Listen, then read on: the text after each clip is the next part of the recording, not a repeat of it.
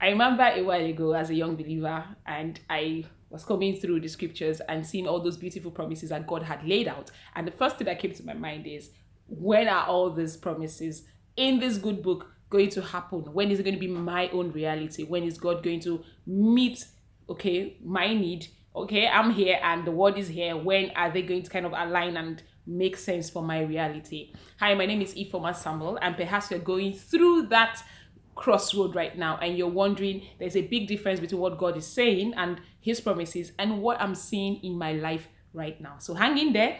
I want us to quickly go through the scripture. Let's go to Numbers chapter 23 and verse 19. It says, God is not a man, okay, that he should lie, neither is he the son of man that he should repent. I'll quickly stop here.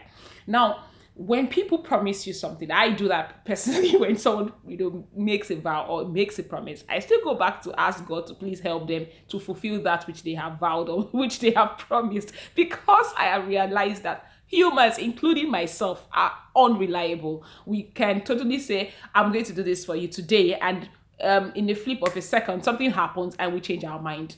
God is not that way. He doesn't treat us that way. And I'm so grateful and I'm so glad that God's unconditional love reaches us. Okay, no matter how far we've gone, his love brings us back home. He does not, should I say, forget his promise. He does not forget the covenant that he has made with us. Now, coming to the word covenant, God is a covenant-keeping God. Now, when we understand the fact that the promises that he has given us, the word that he has said to us, is unfailing, when we understand that his timing is different from our timing, how he's going to do it is different from how we expect him to do it, I think we'll be living in a less test situation spiritually, and less stressed as well.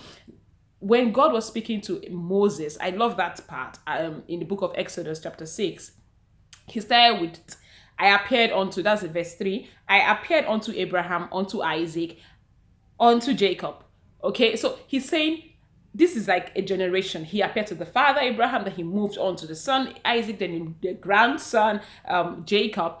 Long after Abraham had left or had gone or has finished his own testament or his own lifespan and everything, the covenant continues to run through to the life of his son. That's through Jacob. We continue to see God being faithful long after Abraham had gone.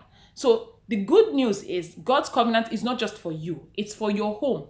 It's is like he's entering into an everlasting partnership with your generation. Of course, we know that his promises are attached to some level of principle. I expect he holds us responsible to to a large extent. Okay, there are principles that we need to also apply. He is covenant keeping God, and he knows that we are unfallible. He knows that we are fallible and cannot be trusted. But yet, in his love and in his mercy, he keeps his own side of the covenant, even when we break ours. That's amazing. That's the place of grace in our lives. Even when we mess up, even when we blow it away, God's mercy still brings us back home, and he still remembers his covenant. I am glad to know the covenant keeping God. I am glad to know that whatever God says to you, you can take that to the bank. Whatever God says to you, you could go to sleep being rest assured that he has not forgotten, he will not fail you, and his covenant is going to pass on to the next generation. God help us all to still, to always remember that his covenant over us is forever.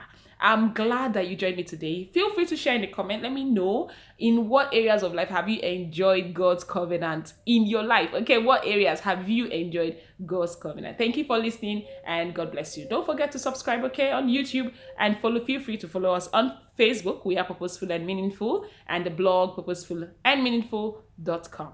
God bless you.